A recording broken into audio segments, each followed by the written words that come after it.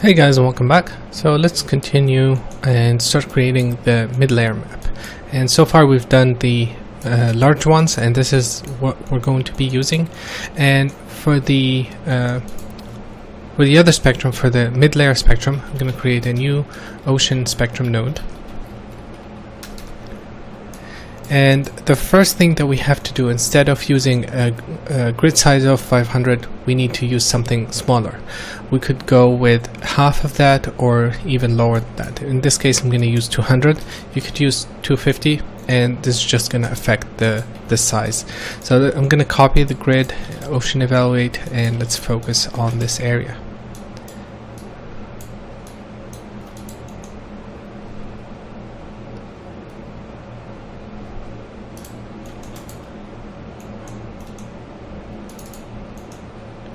And it's calculating, and that's our display.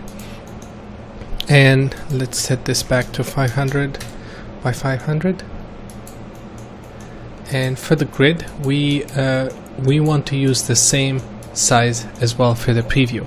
So here I'm going to set this to 200 by 200, and that's our mid-layer map. And the idea is we want to copy or duplicate this over. So that's the scale of the mid layer, okay? And the way we should think about this is this view is for creating the wide angle, and this covers, we basically see everything, and then this view is for the mid layer, and then another view for the close-up details. So that's how we should think about it. And again, these maps, overlaying these on top of each other, will also create a lot of visual complexity in these maps. Okay, so for the amplitude, I'm going to use a smaller scale, so 2 in this case. And the min wavelength, again, I don't want the super fine waves to be coming from this. And I'm going to increase this to 1024, so we have better view. And I'm going to increase this to 10. And for the wind, I'm going to lower this to 4. I don't want it to be too high, and I want this to be very choppy, so I'm going to set this to 1.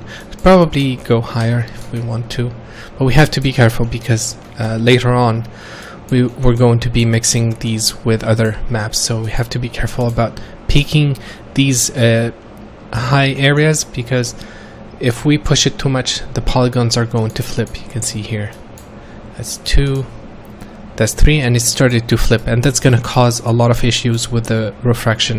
You can see it there already, so we have to be careful with this. I'm going to stick to 4, and I'm going to just change the seed to a different number. That's it. This is our mid layer, and I'm gonna create another version of this, and it's exactly the same, but I'm gonna introduce an offset similar to how we did the large one. So here I'm gonna change this to 200, and let's change the time offset, and this is guaranteed to give us a very unique look, but it's gonna move the same way, it's gonna behave the same way.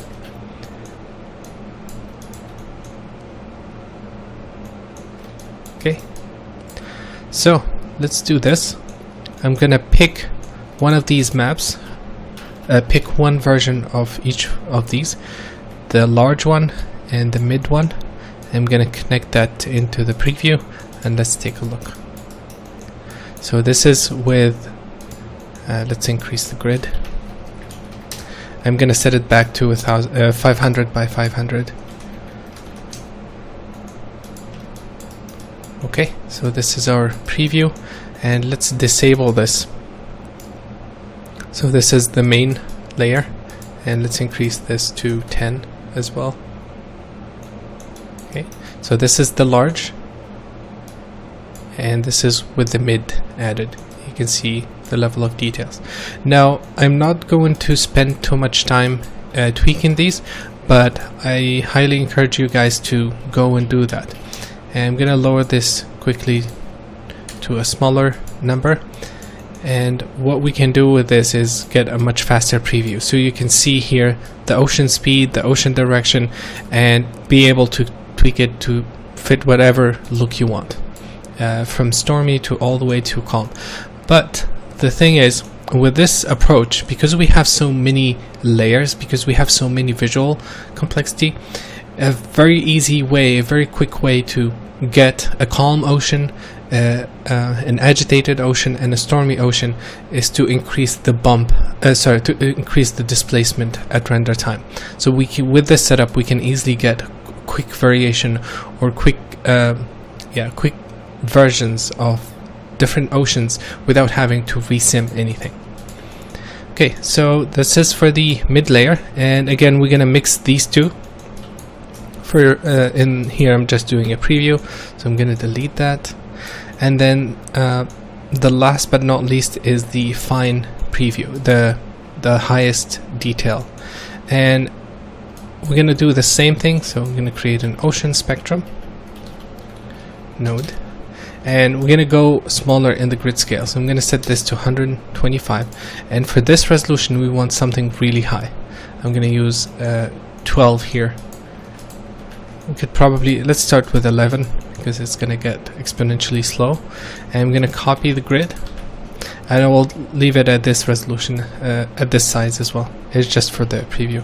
I'm gonna set this to 2000 each, so we get a lot of details. And let's take a look.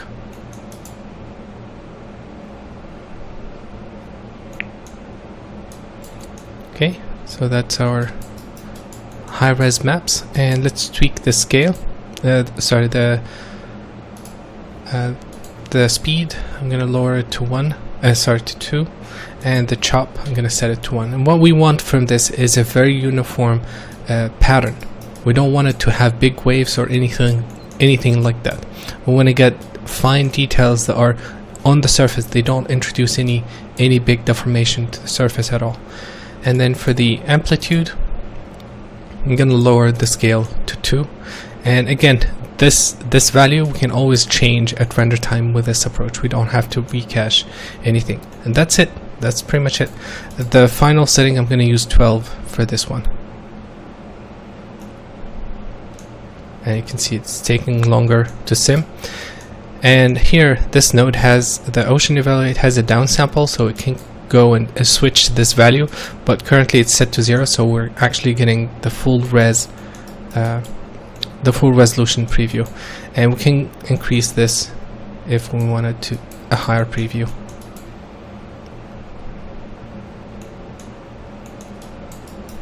So that's our map, and let's connect this with this as well, with the high res, with all the maps, the large, the mid, and the small. And now the idea is we're going to, so let's increase, sorry, I'm gonna change this to 2K.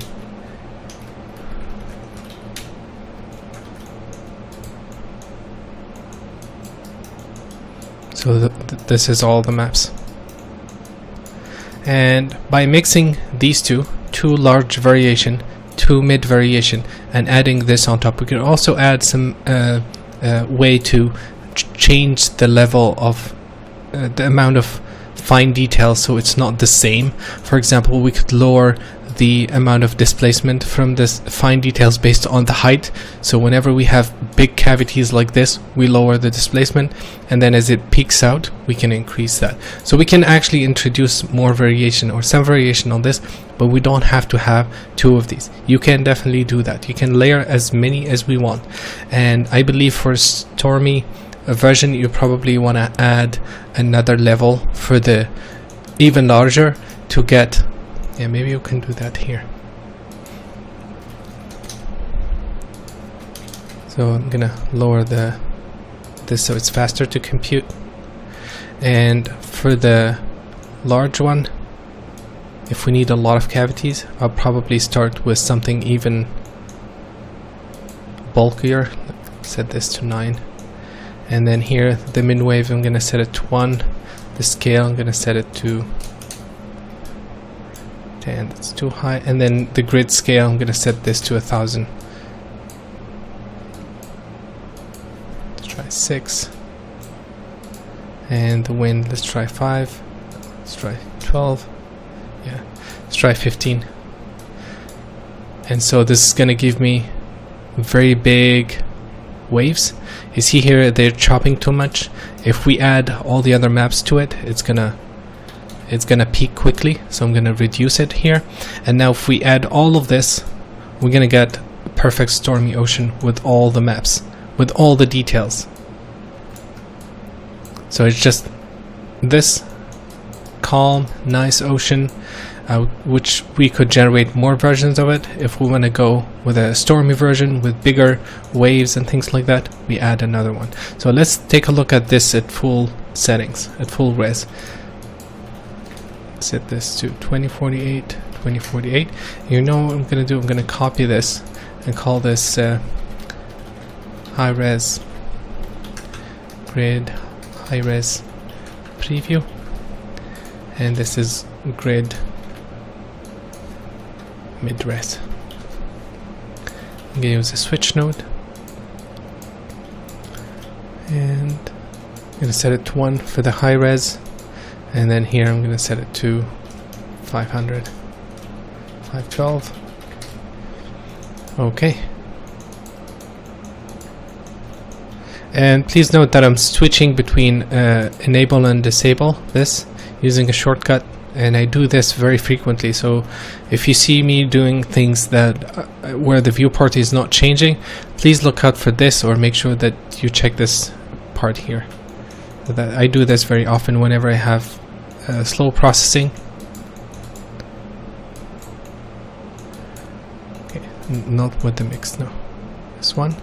And then here I'm going to increase this to 11 to get finer details. And let's increase this large to 10 as well. Yep, so that's our stormy ocean there with crazy details. Okay, let's continue in the next video. We're gonna set the main grid, and we're gonna see how to mix all of this and provide it so that we are able to do the same thing in Redshift. Thank you guys for watching, and see you in a bit.